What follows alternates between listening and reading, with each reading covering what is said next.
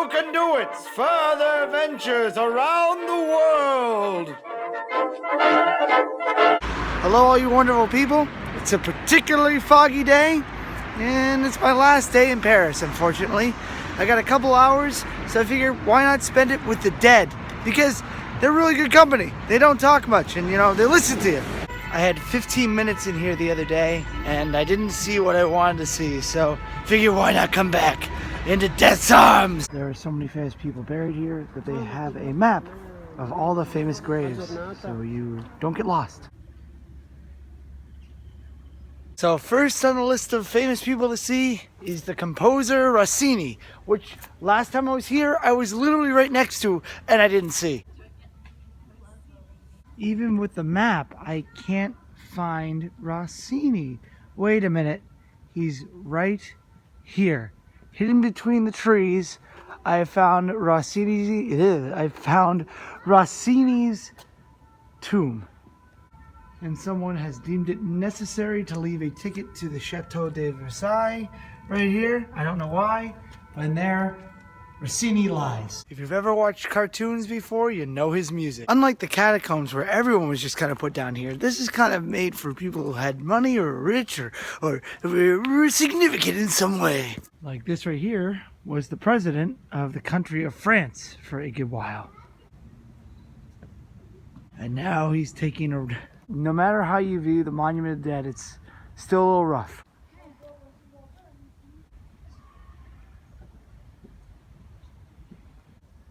Obviously, this guy didn't like to play the drums.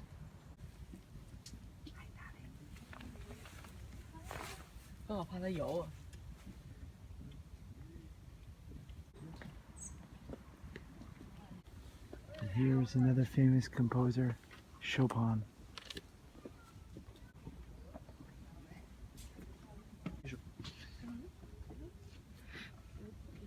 One of my favorite French films is a movie called Holy Motors, and there's a guy named Mr. Miad, and he comes out of the sewers, and he actually walks around this graveyard, and he eats flowers, and he smokes cigarettes, and he finds a model in here, and he takes him down underground. It's a little crazy. Holy Motors, look it up. It's actually the spiritual sequel to something called Tokyo, which is a three-part anthology movie. You should check it out. Tokyo, Holy Motors. Ha!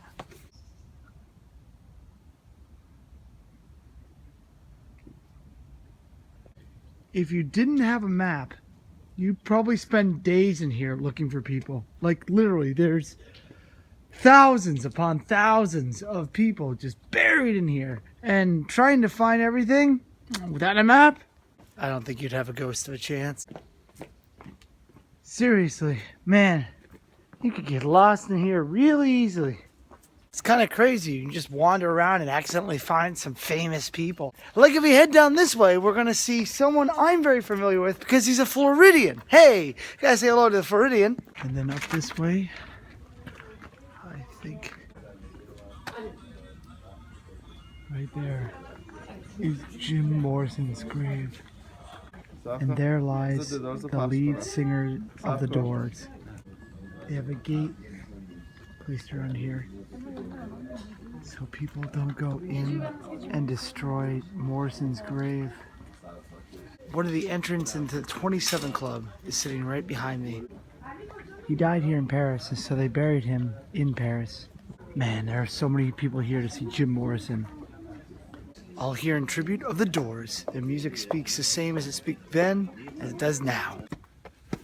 Oh, going through some ancient crypts here, up into the cemetery.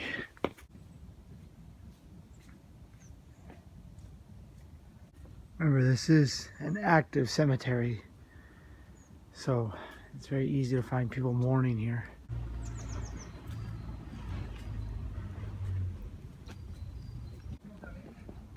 The grave that everyone is standing at is actually a popular grave here because it comes with a little bit of an urban myth. This is Victor Noir. It looks like he is just taking a nap, but what happened to him is he was shot. He was a journalist that was set to cover a duel, and when the duel happened, they missed and they fired on him, killing him instantly. As you can see, he was shot through the heart And they're to blame. But the local legend is if you rub his crotch and you put a flower into his hat, you will become married. It's strange to think from death comes happiness, because if you touch his hoo-ha here, you're gonna get married. Ha! And here's Oscar Wilde's grave, which is normally covered in lipstick. But apparently, the family does not like this. So they're like, hey, we're gonna put this big glass thing in front of it so you can't kiss it. But I guess if you got on this grave, you could still kiss it right there, and that's where the marks are. Imagine that. You'd still see some kisses on it. That is a little bit of a stretch to do that. Like, you have to like be a contortionist to get on this grave and kiss that right there. In the back you can see his epitaph, and if you look carefully, you can still see some people trying to leave their mark on a grave. At the end of this road, you'll see a crematorium, where if you don't want your body completely interned, you can be turned to ash. Oh, that's sad. That's so sad. Oh no, he escaped.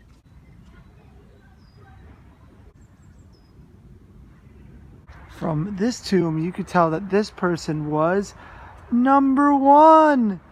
He was number one. And there's one last person I'm looking for. It's the godfather of special effects. And there he is, right there. George Melies. If you've ever seen the movie Hugo, a lot of it is focused on his creations and the idea that he made special effects. And he discovered special effects by accident. He had an actress stand in one place, and he cut the camera and she moved to the next place, and then in post, he looked at the footage and it looked like she appeared in a different place. He became the magician of film.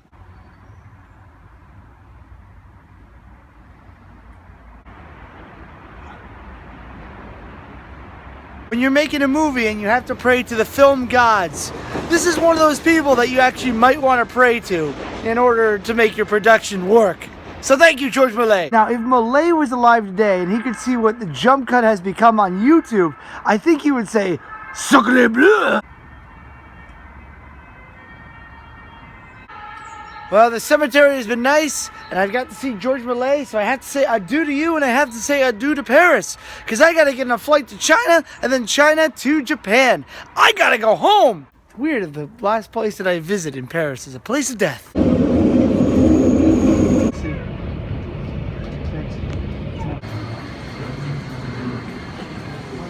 Well, a lot of trains just to get to the airport. Whoa. Charles de Gaulle Airport is crazy. Got my tickets. What's interesting about Air China is every other airline will allow you to use your cell phone as long as it's on Wi-Fi mode. Air China says that you cannot use it at all. If you use it, no.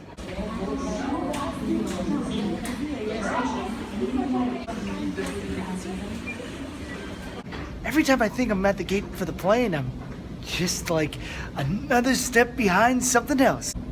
It looks like I'm in a cave. I'm looking for bones buried into the wall. Or, countably, I might be on the world's slowest roller coaster. Wee. I'm not saying like we like I'm excited, I'm saying we as in yes. And I'm leaving on a jet plane. Just arrived in beautiful Beijing, China. There's definitely a smell to China. Definitely smell.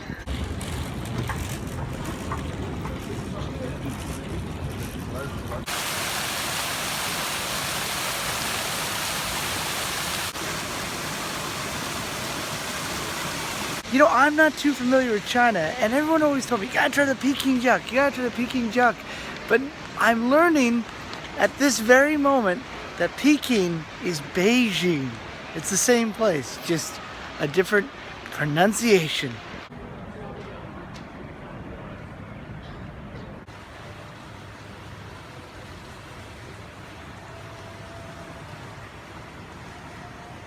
Wow, there's two of them.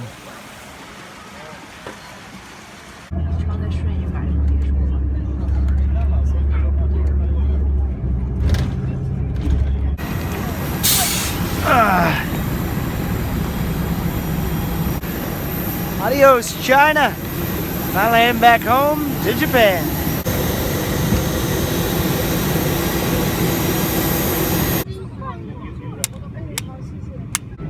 Just made it back into Osaka. Hey, Universal Studios Japan, I've heard of that place. Just returned back to Japan, heading on a train back to home, and I'm gonna run and jump into an onsen, which is a public bathhouse, because I want to relax. Oh, after a full day of flying, I'm finally back outside. It feels so good. I take you guys with me to the onsen, but you guys really don't want to see that. There's really nothing to look at, especially me. I grew a beard on this trip, and I don't think you guys want to see any more of the hair that I have. So this is where I'm going to leave you guys. So as I always say, you can do it, I can do it, we can all do it. You all stay groovy, have a wonderful day, and don't forget to travel, because you see some things that you'd never see before we go out and travel.